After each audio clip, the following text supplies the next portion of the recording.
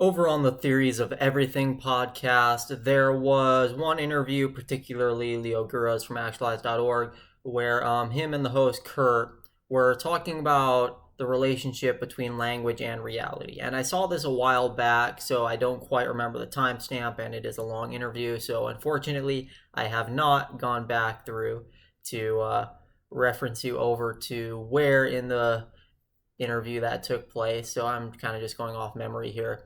But essentially, Chris Langan, who was brought up in that interview, has this model, which acronym is the CTMU. Now, I myself have not fully read through the CTMU, so I'm not going to be commenting on it here in this video, though I will be commenting on the language component of it that was brought up in this interview with Leo. So, Kurt was bringing up this aspect of the CTMU in light of Leo saying that reality is non-linguistic. So Kurt essentially made it sound as if, Chris Langan's model was saying that reality is language or that it is mathematics. Now, that's probably not fully correct. I would imagine the CTMU also goes further than that. But again, I'm not commenting on the CTMU in this video. I am just commenting on this one component, this one facet or angle that Kurt brought up in the video.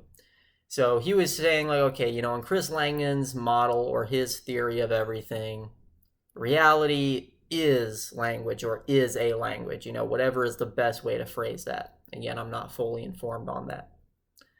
But reality, you could say, is linguistic, and Leo was saying, well, no, reality is not linguistic, because look, there's things that exist in reality which are not pieces of language at all. And Leo clapped. That was his example of something which is non-linguistic. Okay, let me just say that that's not quite a good example of something being non-linguistic, because first off, clapping is able to be a linguistic device. I mean, we have things like sign language. Okay, so Leo's example of there being things that are non-linguistic, that wasn't quite on the spot.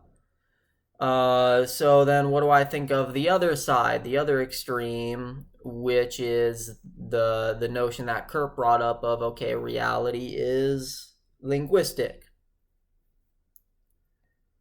Okay, both of these extremes are kind of off. Now, the disclaimer here, of course, I talk about anythingness, right? Reality including anything and everything, even exclusive things where there's nothing else. So, of course, in that quote-unquote model, it can't really be called a model per se because it kind of drops itself, right? It includes anything and everything, including things that are not anything and everything, right? So it includes anything and everything, even things that are not contained by that model of there being anything and everything. So I say quote-unquote model because that's sort of an inadequate term.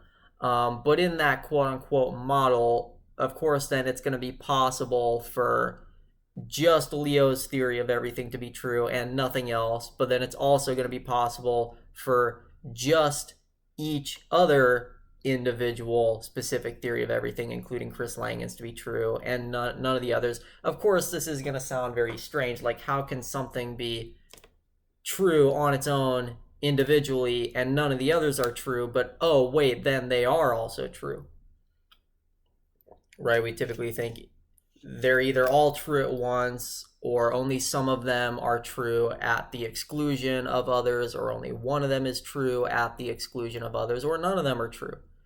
The human brain is not biologically wired to be capable of imagining what it's like for something to be exclusively true, meaning solely true to the exclusion of every other theory, and yet to simultaneously have those other theories be true, even though we just said they're not. These are contradictions that, again, the human brain is just not hardwired to grasp. So you're going against your very biological hardwiring by trying to imagine this contradictory stuff where every theory can be true, not just at the same time, not just simultaneously, but even unsimultaneously. Like each one can be absolutely true, meaning it's the only one that's true and none of the others are. It makes no sense, but that's only nonsensical to the human brain, right? The brain is not a device which works in that way to be able to imagine those sorts of contradictions. Okay, so that's the disclaimer, is that, in this quote-unquote model, which I talk about on this channel, this sort of anythingness, just Leo's theory could be true, just Chris Langan's theory could be true, just any of the other individual theories of everything could be true. All of them could be true at once. None of them could be true at all. Each and every combination of them could be true, right? So a combination of Leos and Langens, or a combination of Leos and Ruperts, or a combination of Ruperts and Bernard Castrops. Again, you can just start sort of factorially combining them now. Or even just do none of that at all, right? Don't have all of them, don't have some of them, don't have none of them. So we can keep going on balancing. All right, so I have to just stop here, because if I don't, we're going to keep going, and that's going to take up the whole video. So you, in a nutshell at least, understand the disclaimer.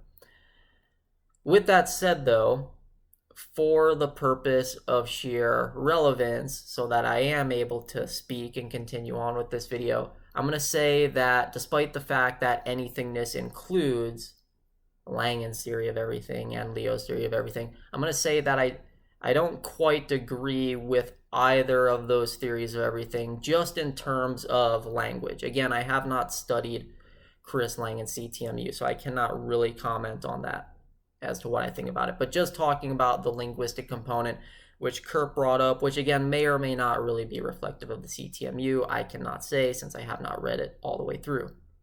I haven't really read it through at all. I could, though, at some point in the future, if you all want me to. But just looking at these two extremes of, okay, is reality linguistic or is it non-linguistic?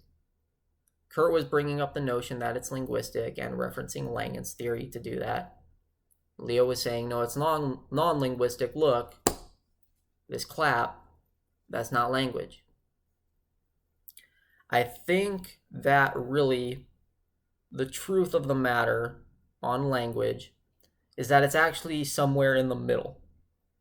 And I'm not just being cliche here. I'm not just cutting down the middle to sort of play a position of both sidesism or centrism. No, I really, really think that it's more accurate to think down the middle in terms of this problem. Why? Well, because, okay, let's look at Leo's example. He clapped.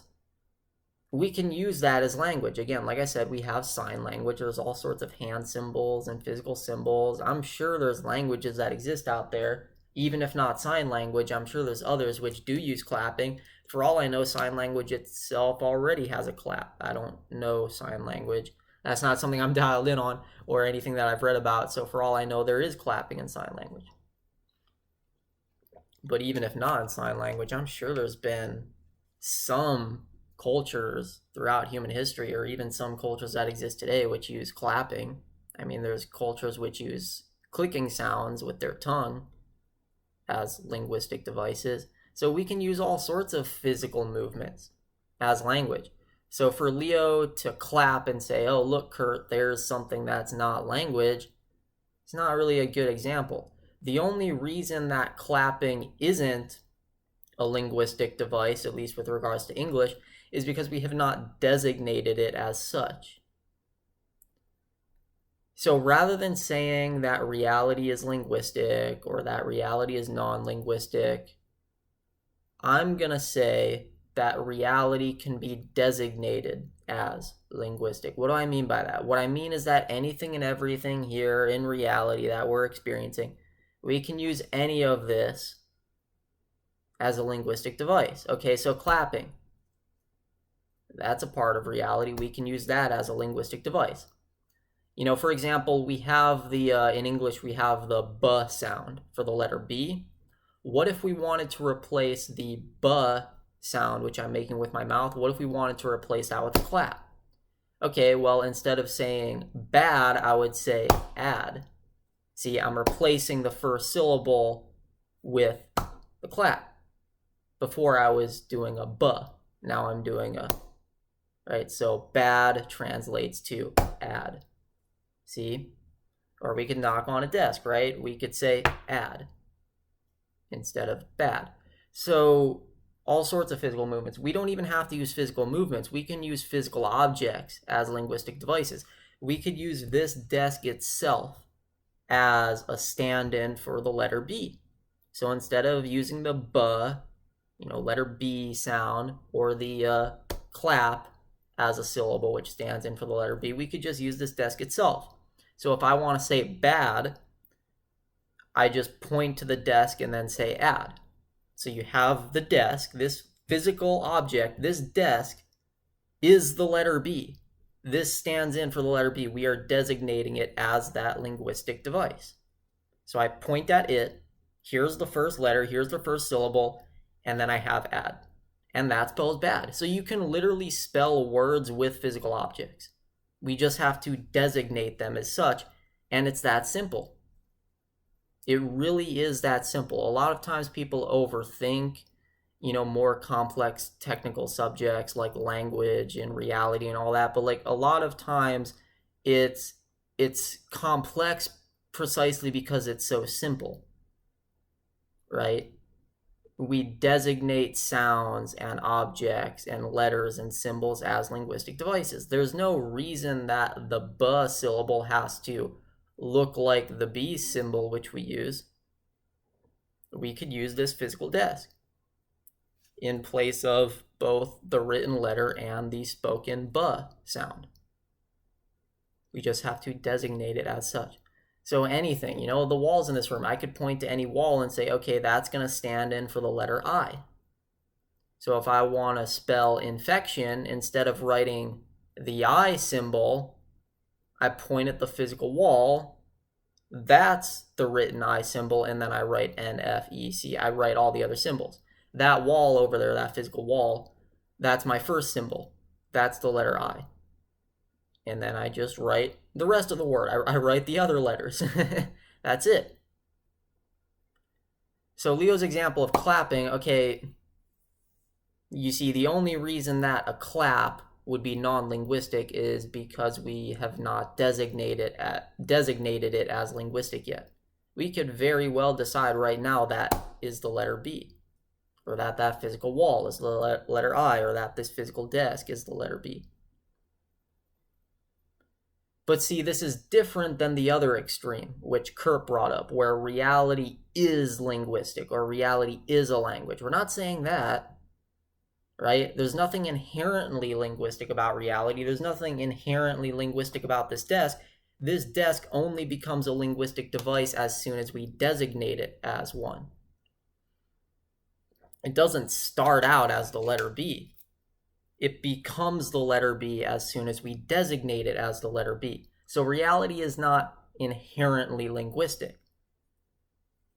It has to be designated as linguistic. But because it can be designated as linguistic, it's also not correct to go over to Leo's extreme and just say, oh, it's non-linguistic entirely, because there's things that are completely non-linguistic. See, so both extremes are kind of off, I think.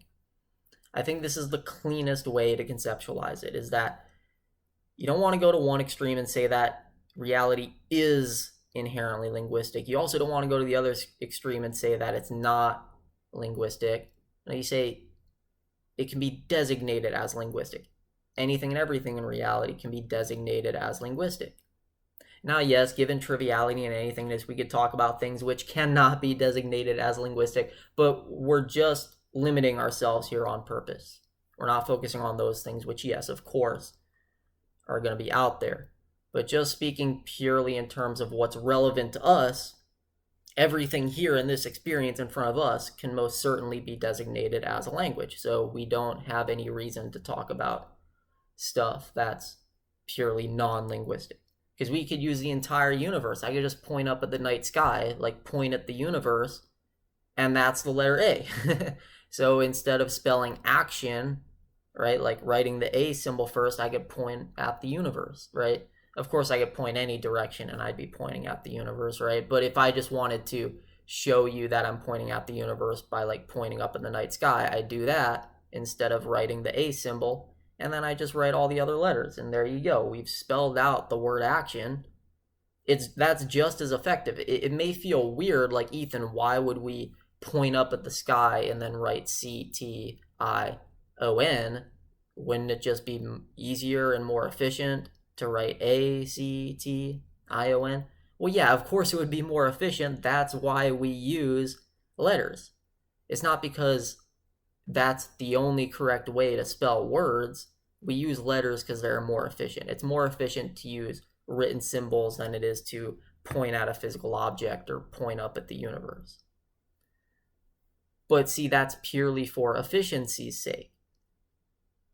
If we wanted to, we could most definitely just point at the universe and use that instead of writing the A symbol. And that would be just as correct as writing the A symbol. So anything and everything here, even the entire universe, all of reality which we experience here, all of it is disposable. It's at our disposal. I shouldn't say disposable. It's at our disposal. That's what I meant to say. It's at our disposal to use as linguistic devices. That does not make it linguistic inherently because it has to be designated as such. It does not start that way. But because we are able to use it that way at our disposal, it's also not correct to go over to the other extreme and just say, no, look, there's things which are not linguistic at all. Okay, but now we can take this further, because see, watch this. This is where everything I've just said is going to terminate itself. It has a self-destruct button. Because watch what happens. Watch what happens to language now. Okay, so we designate the color red. We call that red. We could call it anything else, right? The word red is arbitrary. There's all sorts of other names we could have given it. We could have called it key, right? We could have named the color red key. There's no reason we couldn't have if we all just collectively decided tomorrow that we wanted to call red key. That would be its name. So the name red, it's not inherent to the color red. We designate the color red with that name. Again, we designate these linguistic devices. Same thing with the color blue. We designate that name. We could call blue ill, but we don't. We could, but we don't. Okay, given those designations though, there's a proper way to refer to the color red and the color blue. The proper way to refer to red in English is red. Again, we could call it key, but because we don't, it is not proper to call it key. Same thing with blue. It is not proper to call it ill. We could call it ill, it's just not proper. So, knowing that, if you come up to a solid red ball, how are you going to describe it to your friend? The proper way to describe it is to tell them it's solid red all over. You could say it's solid key all over, right?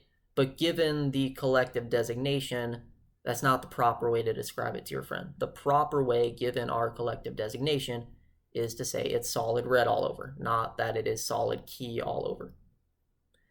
Or if you see another ball which is solid blue all over, right? That is the proper way to describe it. It is solid blue all over.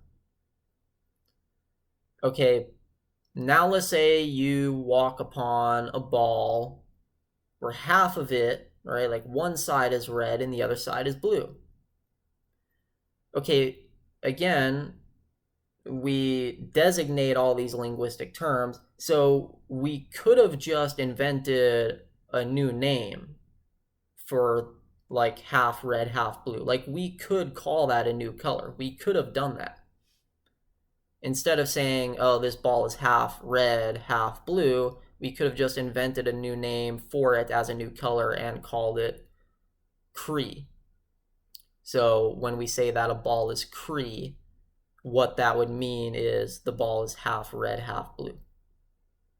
So we could have come up with this new color Cree, the color being half red, half blue, but we didn't do that. Okay, so because we didn't come up with this new color, Cree, the proper way to refer to a half red, half blue ball is not to call it a Cree ball, but instead to call it a half red, half blue ball.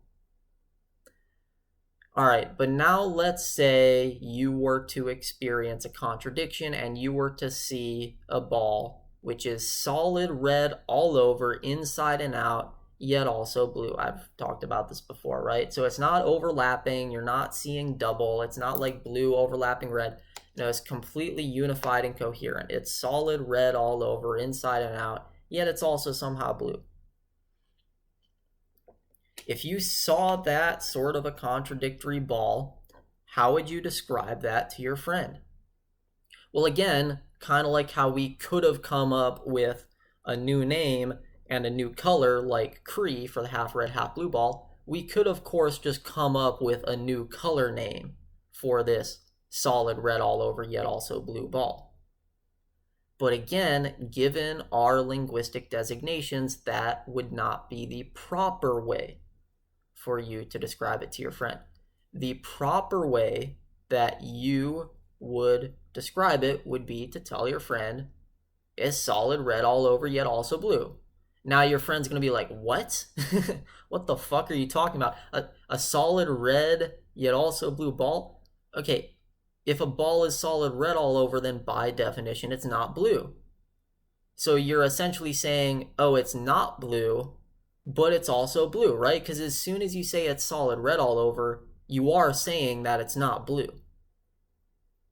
But then you're saying it's also blue. So you're contradicting yourself. You're saying it's not this way, but then saying it is this way. So notice that the proper way to speak about this contradictory ball is in a contradictory fashion. So yes, you would completely like brain twist your friend. He'd be like, he or she would be like, what? What do you mean? Solid red all over, yet also blue. If it's solid red all over, that means it's not blue.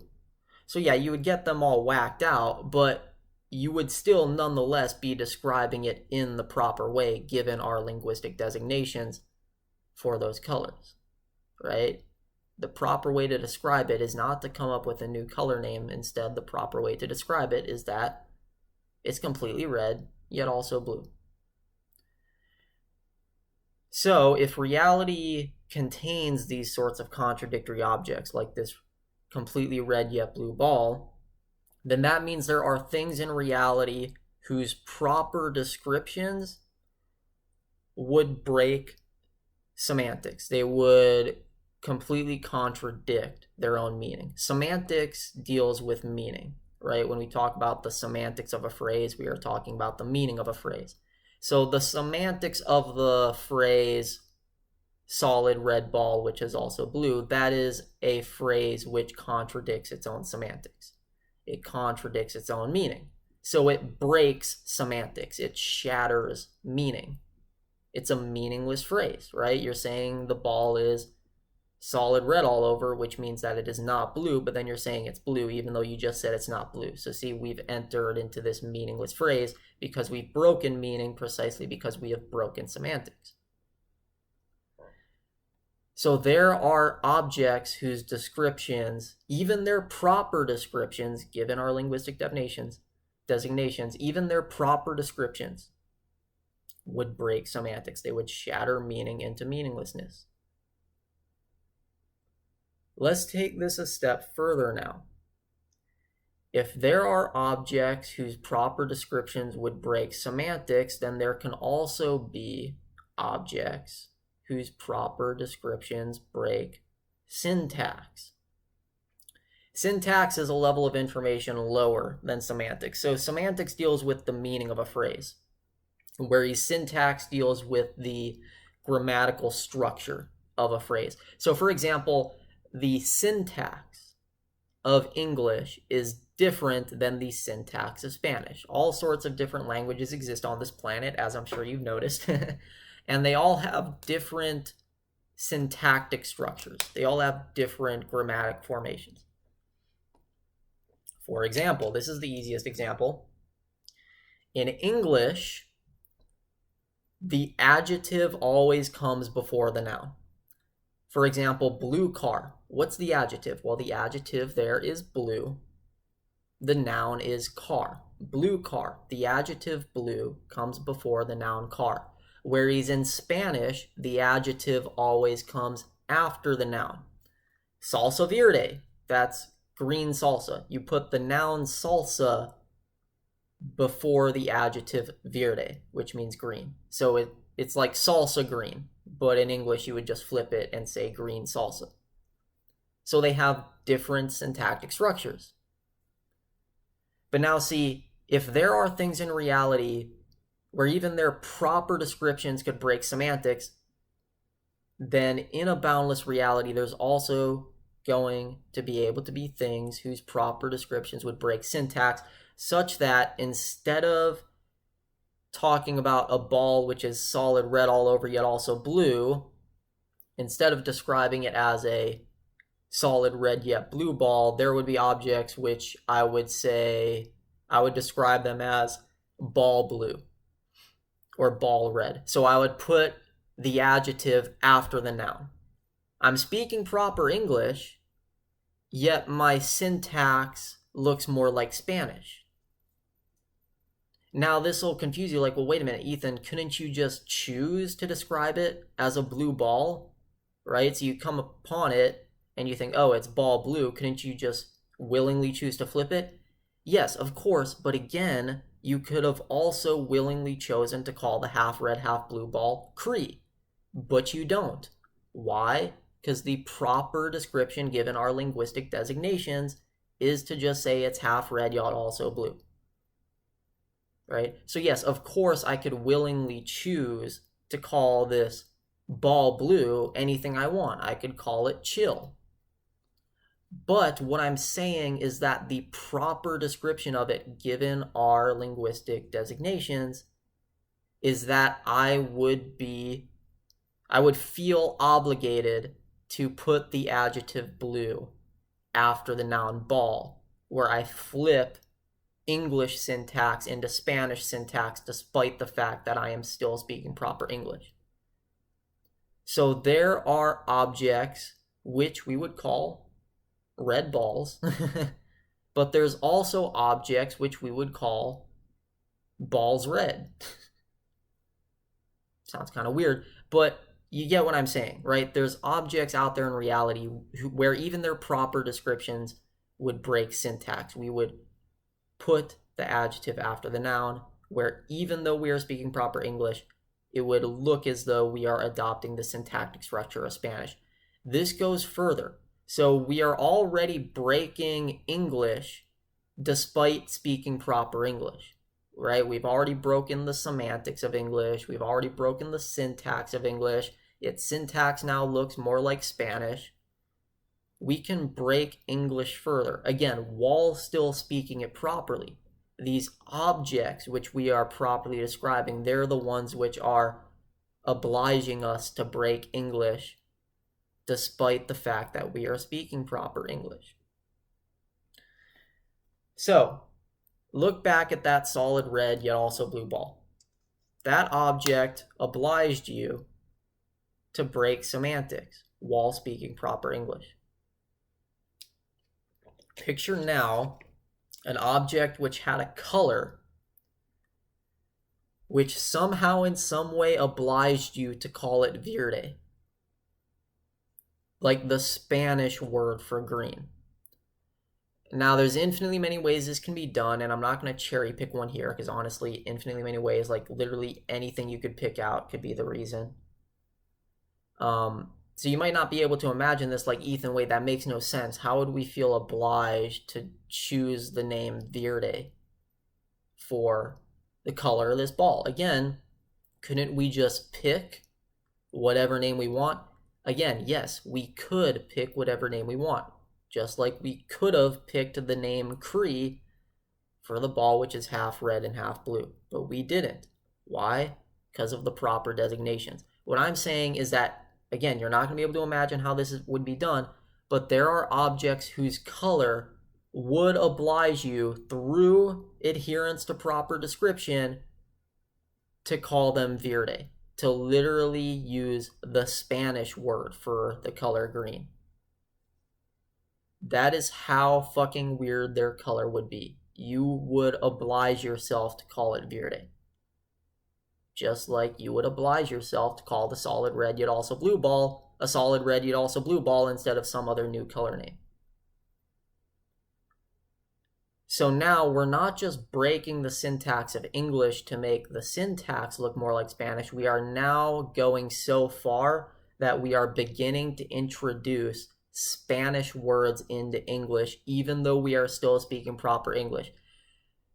So if you take this to its extreme, there are things out there in reality where if you were to look at them and describe them in proper English, you would speak a full sentence in Spanish. All Spanish words, all Spanish syntax, all Spanish semantics, you would just start speaking fluent Spanish. Even if you don't know Spanish, strangely enough, there are objects which would oblige you into Spanish. They wouldn't even need to teach you Spanish. Their proper descriptions would oblige you through the door, and you would just instantly become fluent in Spanish, not because you know Spanish, but because you're still speaking English. You're speaking proper English, it's just that reality goes so far that it's going to twist and stretch and break proper English into Spanish. In a boundless reality, English goes so far that it blends into Spanish. That is what I'm saying. English blends into Spanish. English and Spanish are one. They are unified. They are the same language. Because a Spanish speaker would also have such an experience with a boundless reality. There are things out there where if a Spanish speaker were to describe them in proper Spanish, they would start speaking fluent English. Not because they know English, but because they are still speaking proper English, and the descriptions of these objects, the proper descriptions of them, would have obliged them into English despite not knowing English at all. So English is Spanish, and Spanish is English. You could even take it so far. Reality can take this breaking of language so far that you even start to introduce other symbols and other letters into the alphabet. Because, see, now, when you talk about statistics, this is a level of information which is even lower than syntax. So syntax deals with the grammatical structure of the sentence. Statistics deals with the types of letters and symbols which appear, right? So in the word bill, okay, there's one letter B, right? So the statistic frequency of that letter is 1. There's one of it. The statistics of the letter I is that it also appears once. But then the statistics of the letter L is that it appears twice. So see, you're statistically analyzing which symbols appear and how frequently they appear. So statistics deals with those symbols themselves. So there are things in reality whose proper descriptions would break semantics. There are then further things whose proper descriptions would break syntax, but then it goes even further. There are things in reality whose proper descriptions would break statistics. You would start breaking the symbols and letters of the English alphabet. You would start introducing other letters and other symbols from other alphabets. Sanskrit, Chinese, cuneiform, Egyptian hieroglyphics. You would start, again, through proper description, obliging yourself to start writing in Egyptian hieroglyphics. Again, this is all going to sound like magic, but this is just the inevitable strangeness of an infinite reality. It's boundless. It's going to go so boundlessly far that it's just going to keep breaking ceilings forever and ever and ever, such that it's going to keep stretching the English language. It's going to stretch it into Spanish, and then it's going to stretch it into other alphabets where English starts including Egyptian hieroglyphics or Chinese characters or Sanskrit. So now you would start writing and speaking in other languages which have completely different alphabets. Even if you don't know them, it would be like magic. You would just be obliged to describe them in those ways, in the same way that the half red, half blue ball makes you feel obliged to describe it in that way so that you deliver to your friend a proper description. See, think of how weird that is. So it's not just that English is Spanish and Spanish is English. No, English is also Chinese. It's also Sanskrit. It's also Russian. It's also Greek. It's also ancient Egyptian. It's also ancient Chinese and ancient Japanese. All languages are one. They all blend into each other. Reality takes each of them so far that it twists and bends and breaks all of them into every other one. It pulls all of them through the mud. It pulls all of them through every other language. Every language gets stretched and pulled through every other language. They are all one and the same circuit. Non-duality. It's oneness. That is how strange reality is. And that is how strange the fact that I mentioned earlier in this video is. Remember, I said it had a self-destruct button, in that we designate things as linguistic devices. So we project language onto things. We project language onto this desk. We can make it the letter B. We project language onto that wall. We can make it the letter I. But as we are projecting language onto objects and using objects or symbols or words as linguistic devices, think of it like us projecting a movie onto a wall with a projector. Now picture if that wall started to bend and twist and do all sorts of things, to the extent where somehow, some way, even the light and the picture of the movie from the projector started to bend and twist. Of course, this would not actually happen, right? No matter how contorted a wall gets, the light is going to stay flat, right? Like the picture of the movie is going to stay the same. But what I'm saying is that reality is like a wall which can bend and twist and contort to such a great degree that it would even begin to bend and twist the light from that projector, and bend and twist and contort the movie frame itself. So we project language onto things in reality, but reality goes so far that it's going to take those linguistic projections and bend and twist and contort them into other things. It's going to bend and twist and contort them into other languages, as well as other things altogether. English will become Spanish. It will become Chinese. It will become a physical ball. Languages can be turned into physical objects, and physical objects can be turned into languages. This is where now you see how it goes back around and includes both Leo and Langen's theories of everything, because now we can have reality legitimately being linguistic, because we can have physical objects being legitimately linguistic, and vice versa. We can have genuinely non-linguistic things now, like what Leo says. So again, I said they were wrong in the beginning only to bite my own tail and come back around to saying, look, they could be right because they were wrong, right? They're so wrong that they're right. That's the self-destruct button in what I'm saying here. I've bitten my own tail. I've thrown my own argument out using my own argument. So correct that it's wrong, right? So right that it's wrong. It's like a raft. It's a ladder that you climb and then kick away once you use it. It's expendable. All right, I've kicked away my own ladder because it's expendable. It is so correct that it is incorrect, and so you throw it out because it's so right that it is expendable. Think about that.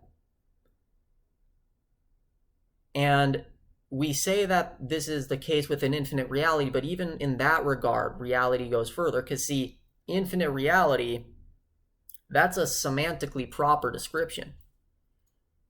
Reality is so infinite that it can break semantics, and therefore it becomes improper to call it an infinite reality. It's so infinite that it can break semantics and therefore go beyond the semantically proper phrasing of infinite reality. That semantically proper description becomes inadequate precisely because reality is so infinite, right?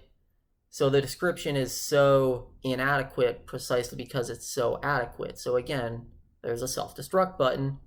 We throw out the description that we started with. Reality is so infinite that it is not even proper to call it infinite because it goes beyond infinite.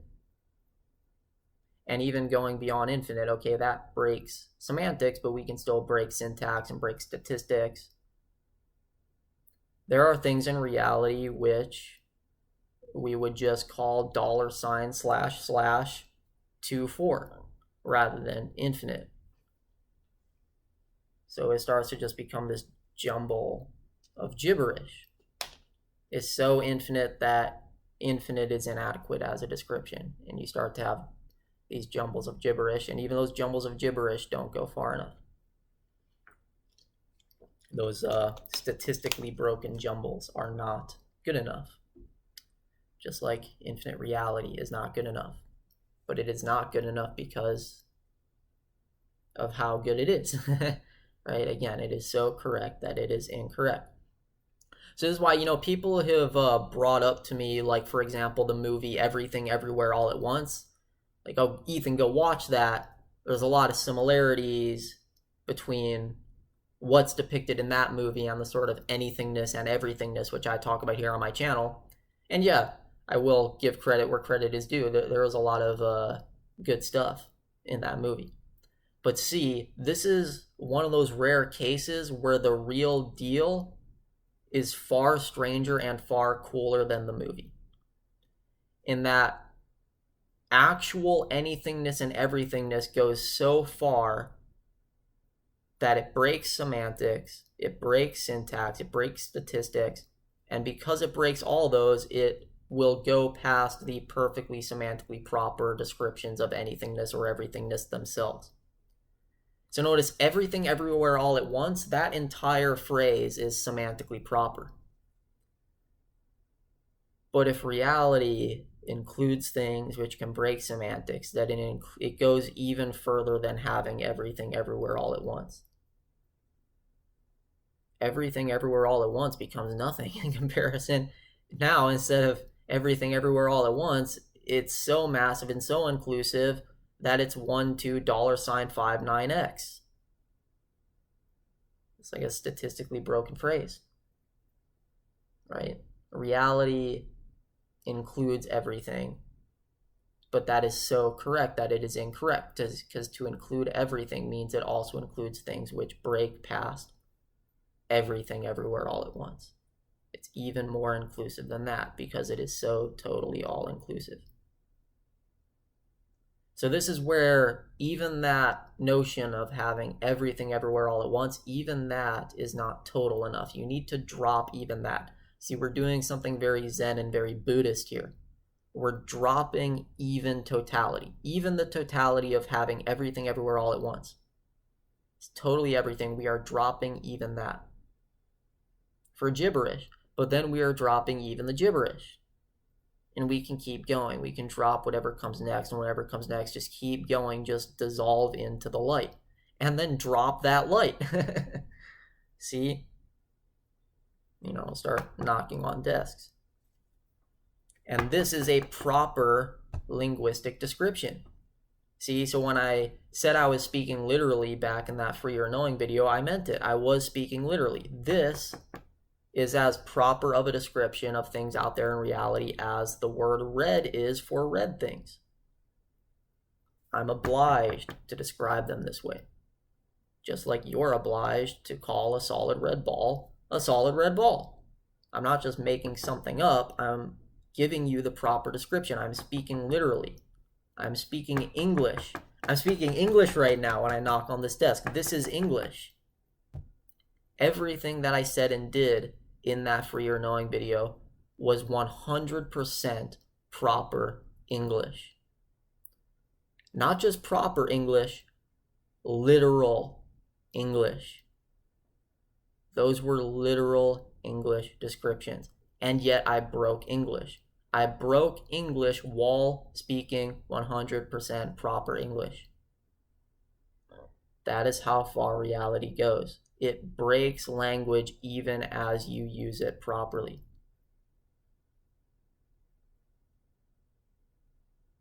That's how much you drop. So think on this, meditate on this some more. Think of just how far that goes. See where that takes you.